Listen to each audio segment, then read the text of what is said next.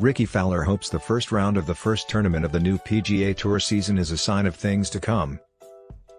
Granted, it's only the first round of the 2022-23 PGA Tour season.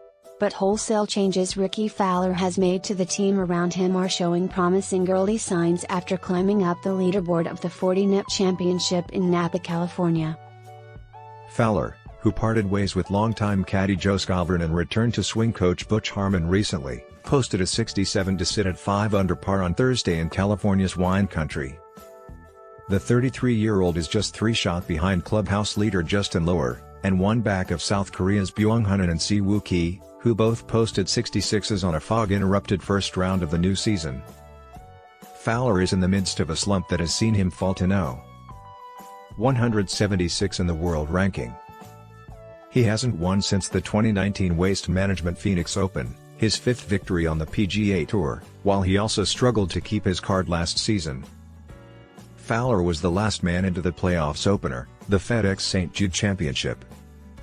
More, Tour pro who regained card thanks to Liv Defection's open season with 63. So Fowler made some tough calls to lift himself out of his funk. He split with Skovron in August and arrived in Napa this week with friend and veteran looper, Ricky Romano, on the bag. Fowler's reunion with Harmon followed a 3-year stint with John Tillery. Harmon's time with Fowler was highlighted by a victory at the 2015 Players' Championship and a climb to World No.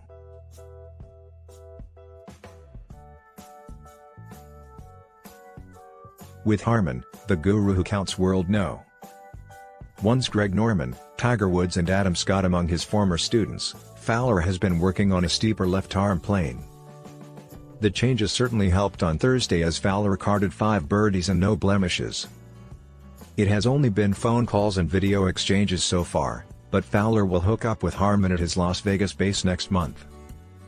"It's been great," Fowler said after his round. "I know he's excited just with seeing some of the stuff I've been able to do on the range in practice. It's going to take some time to fully translate what I exaggerate on the range to the golf course, but at least it's in a fairly good spot. The way I hit some shots and drove the ball today, it's just good feedback to just build more confidence." More, Will Zalator's perfect response to why he didn't join live. Fowler has also not played this event since 2010, 5 years before it moved to Napa and a year after Fowler lost in a playoff to Troy Madison at Greyhawk. The reason he's here this week is because his schedule was free, at a time of year when Fowler would typically be coming off a FedEx Cup playoffs run and gearing up for either a President's Cup or a Ryder Cup. Fowler will not line up for Davis Love III's Team USA at next week's President's Cup at Quail Hollow.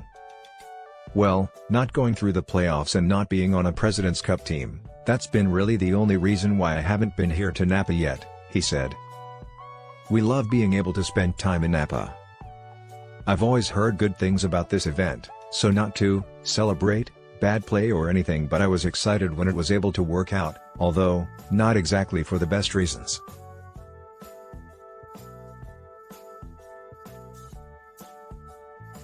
Jupiter-based Fowler said earlier this week his goals for this season, the last wraparound season on the PGA Tour, were to get in contention more often, and build from there.